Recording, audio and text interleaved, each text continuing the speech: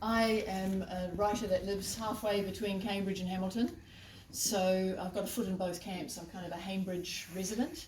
And in the light of the same sort of democratic view, I've got my books in Penny's bookshop in Chartwell Shopping Centre and at Cambridge Paper Plus. So I'm treating everybody absolutely equally.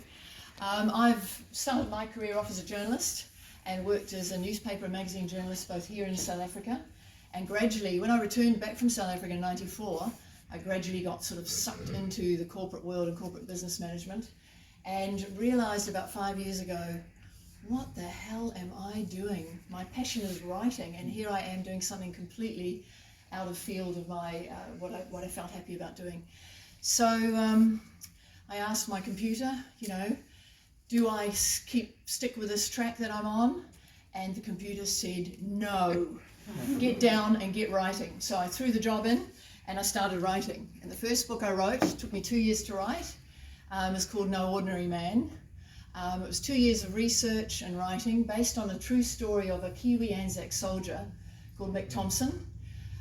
He was with the 2nd Expeditionary Force in North Africa, through Egypt, Syria, and going up through Italy. But the story is about his secret double life. And it starts, in his teens roughly, and goes on, in about 1930, and goes up to about 1960. So you get the feel of what his secret obsession in his life is about. I'll read you a couple. I've got an independent book review from Seasons magazine, which I'll read to you. I'll just leave my goggles on. One moment, please. It was in Seasons magazine last month, and it was done by Kingsley Field, who I've never met. I just posted him the book. You might know him. And here's an excerpt.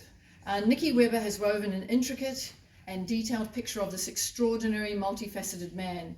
Bullied child, brave and resourceful soldier, skilled cabinet maker, illicit lover, and estranged father. And then he said 2 other words, which will be a spoiler alert and give it away, so I've edited that out. It is a novel which evokes considerable pathos, and it is a story that is gently yet undeniably touching. It is a remarkable story. And then another comment from somebody else, Sue Henry. Long after you put the book down, haunting images remain, such is the power and pull of Nicky's words. She has a sound grasp of her characters and a storyline. What surprised me was the level of compassion and the resolution of a compelling story.